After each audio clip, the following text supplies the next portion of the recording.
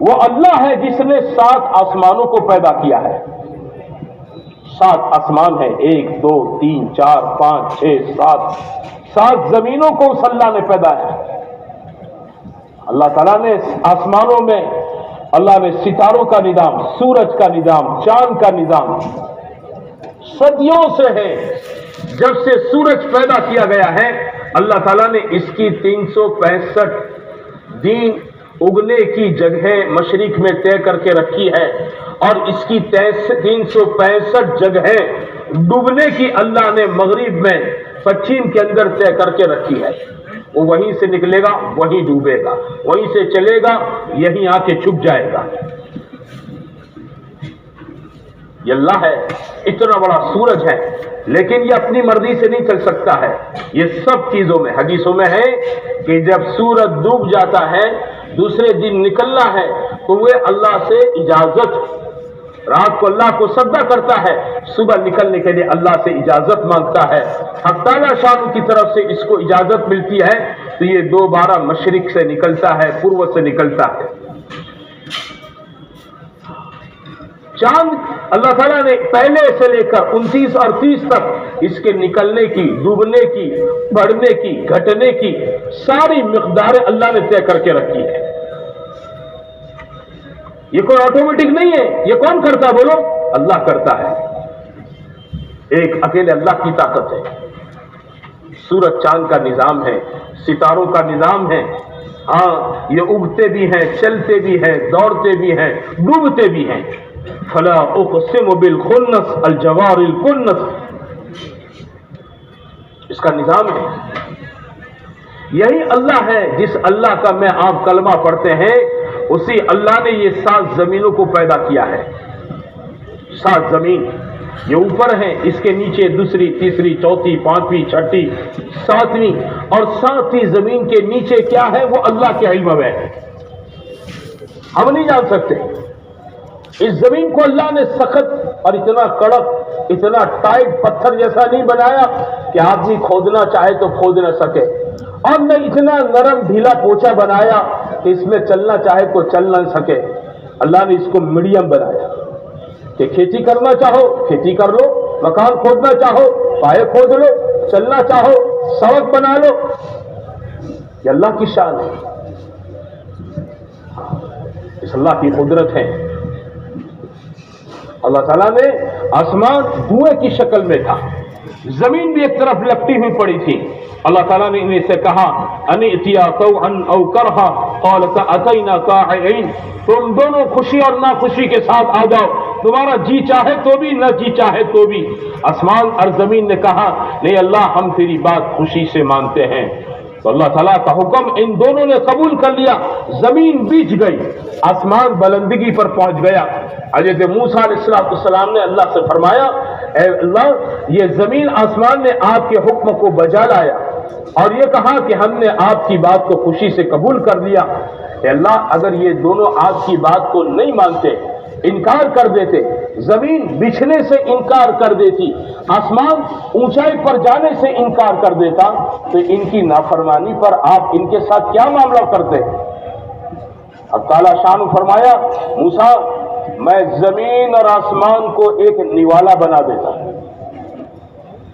7 زمین 7 آسمان پوری سمیٹ کر اس کا ایک نوالا، ایک لقمہ بنا دیتا اس کو میں، اور اپنے جانور کو میں کھلا دیتا. حضرت موسیٰ علیہ السلام تعجب ہے، پورا 7 زمین 7 آسمان آپ نوالا بنا کر جانور کو کھلا دے. اے میرا رب وہ جانور کہاں ہے؟ اللہ نے فرمایا وہ اپنی چراگاہ میں ہے، چر رہا ہے. وہ جانور ہے اپنی چراگاہ میں ہے اور وہ چر رہا ہے. حضرت موسیٰ علیہ السلام نے پوچھا میرے رب وہ چراگاہ کہاں ہے، اس کے چرنے کی وہ جگہ، اس کا ایڈریس، اس کا پتہ؟ تو اللہ تعالیٰ فرمایا موسیٰ یہ میرے علم کی بات ہے، ہر چیز پوچھا نہیں کرتے ہیں. اللہ کی اتنی بڑی قدرت ہے. ہاں جس اللہ کا یقین، جس کی ذات و صفات کا یقین دل کے اندر بٹھانے کا مجھے آپ کو حکم ہے، اس اللہ نے بادلوں کو پیدا کیا ہے آسمان سے اسی نے پانی برسایا، زمین کو زرخیز بنایا، زمین سے پھلوں کو، پھولوں کو، غلوں کو، اناج کو اللہ نے اپنی قدرت سے اگایا ہے۔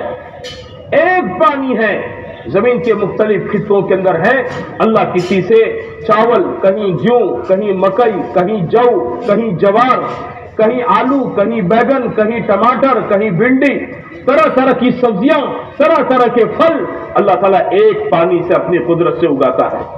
یہ اللہ کی قدرت ہے۔ ہاں، پانی ایک ہے، ہر درخت میں سے اللہ تعالیٰ الگ الگ چیزوں کو پیدا کرتا ہے۔ ہاں، یہ اللہ کی شان ہے۔ آم پر آم لگیں گے، امرود نہیں لگیں گے، امرود پر امرود لگیں گے، کیلے نہیں لگیں گے۔ ہاں، آلو کے لیے زمین کے اندر آلو ہی پیدا ہوں گے، کلندر پیدا نہیں ہوگا۔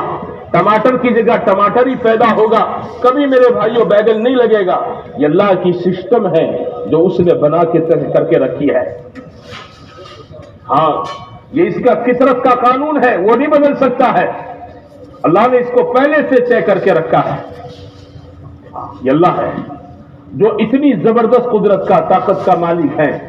وہ اپنی ذات میں ایک، اپنی صفات میں ایک، اس کی ذات میں اس کا کوئی شریک نہیں، اس کی صفات میں کوئی شریک نہیں۔ ہاں، وہ اکیلا ہے۔ اس نے پوری کائنات کو پیدا کیا، کبھی کوئی کیبنٹ نہیں بلائی، کوئی مشورے کے لیے اللہ نے جبرائیل کو مکایا، نہ میکائیل کو بلایا، نہ اسرافیل کو بلایا، نہ فرشتوں کی چھوٹی جماعت یا بڑی جماعت کو بلایا۔ اللہ نے کسی کو طلب کیے بغیر اپنی قدرت سے حق تعالیٰ شان ہے۔ میرے دوستو بھائیوں، کوئی اس کا نقشہ تیار کیے بغیر، بدیع السماوات والارض، آدمی مکان بناتا ہے نا تو ڈرائنگ پیپر پر تیار کرتا ہے۔ انجینئر سے کیا کہتا ہے؟ پہلے ڈرائنگ بنا کر دو، ہے نا؟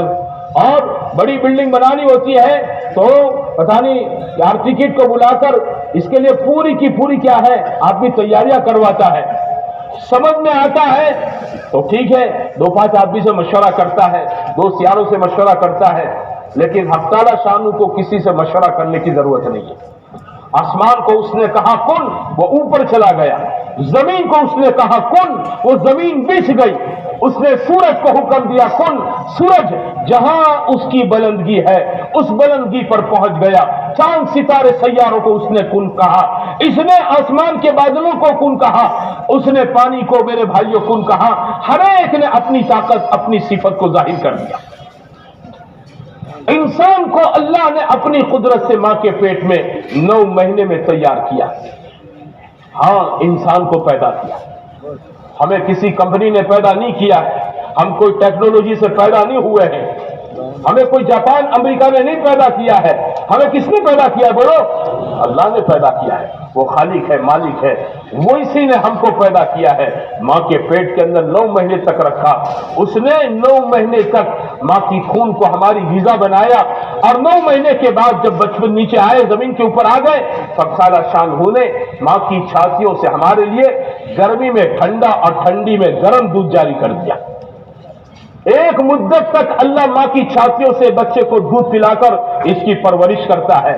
یہ اللہ کا نظام ہے، اور وہ جب تک آدمی کے لیے مقدر کی زندگی طے کر کے رکھے گا، اسے دنیا میں سانس لینے کا موقع دے گا۔ مجھے پانی دے دو، وہاں تک اللہ اس کو سانس لینے کا موقع دے دے گا۔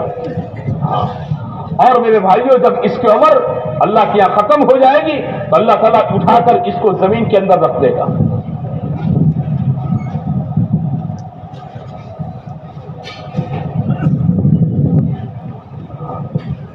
پھر کیا ہوگا؟